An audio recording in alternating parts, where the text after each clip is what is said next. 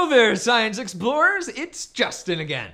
Last time, we spotted this incredible creature right outside our submarine. And it's still here. This animal looks really interesting. Do you think it's a fish? What features do you notice? Take a moment to consider what we've already learned about fish, and then we'll figure this out together.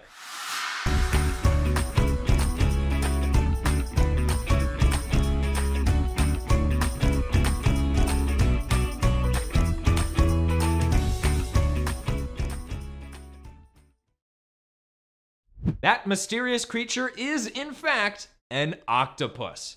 And as I'm sure you've already discovered, it is not a fish. But what could it be? Look at the way it moves with the water. Have we seen any other animals move like that? What unique features do you notice about the way it moves or the way that it looks? Pause here and record your thoughts in your field notes.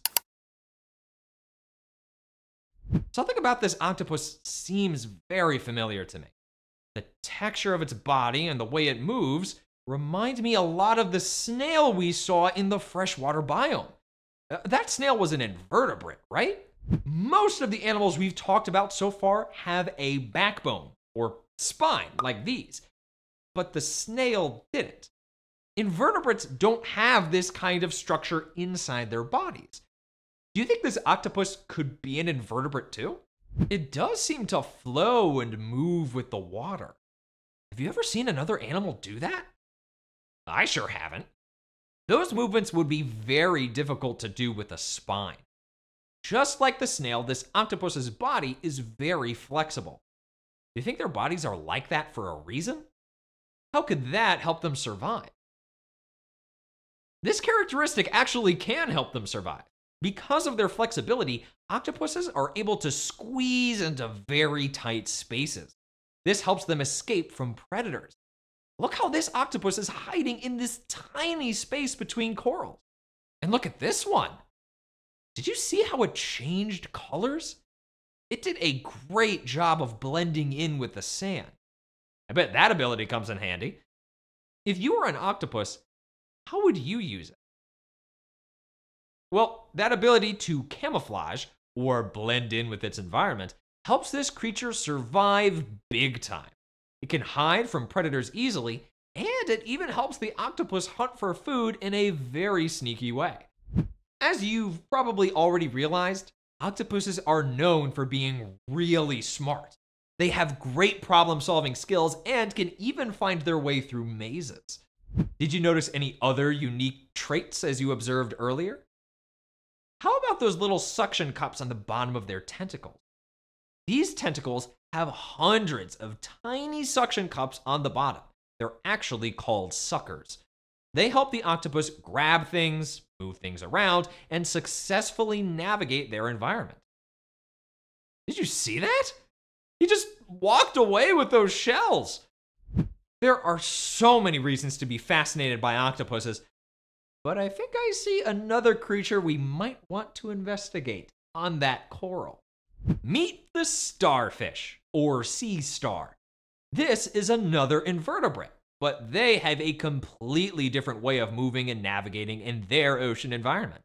Much like octopuses, sea stars have a lot of legs, usually 5, like a star of course, but some species can have up to 40 or 50. Whoa! You see how this one is moving? These legs share another similarity with the octopus we saw earlier. Do you see it? They have something on the bottom that helps the starfish grab onto things. Mia, can you find out what those are called? They're a little different from the octopus's suckers. These are called tube feet. These small tube-like structures underneath the sea star are not just for moving around. They're also super strong and can hold on to rocks or even open shells to get to the food inside. And speaking of food, did you know that if a sea star gets caught by a predator or loses a leg some other way, it can grow that leg back? How crazy is that? There's one more thing about starfish that is very unique. helps them survive and is only possible because they're invertebrates. Radial symmetry. Vertebrates, like humans, dogs, and birds, have bilateral symmetry, meaning their bodies are divided into left and right halves that are mirror images of each other. Radial symmetry, on the other hand, is when the body is arranged around a central axis, like how a flower's petals are arranged around the yellow part in the middle. Because starfish have radial symmetry, they're able to sense their environment from all directions at the same time. How can this ability help them survive? What do you think? Yeah, this helps them find food and respond to threats around them very quickly. It's like having eyes and ears all around their body, so they can always know what's happening around them and stay safe. Although the octopus and starfish are both ocean invertebrates, they have different habitats. Octopuses can live in a variety of habitats, from coral reefs to the deep sea, whereas starfish tend to stay close to the ocean floor and especially love coral or rocky areas. There are tons of other invertebrates in the ocean who all live in different habitats too. Oh, Mia, did you see that? Let's zoom in. Ah, yes, look at that. It's a jellyfish. What do you notice about its body? Do you think it's another invertebrate? Take a moment to record your thoughts in your field notes. Well, jellyfish bodies are soft and flexible. They don't have a hard spine like we do. They're actually made up almost entirely of water. So if you said this is an invertebrate, you are correct. Isn't it amazing how different each of these invertebrates is, even though they all share the same ocean home? From the flexible octopus to the regenerating starfish, each creature has its own unique way to thrive in their underwater world. And you know, I've noticed that a lot of these creatures live and hang out near coral reefs. We don't know much about those yet. So next time, let's investigate those interesting structures. Get ready for an adventure among the corals, and remember, wildest discoveries are yet to come. Until our next journey, science explorers. Hey, hey.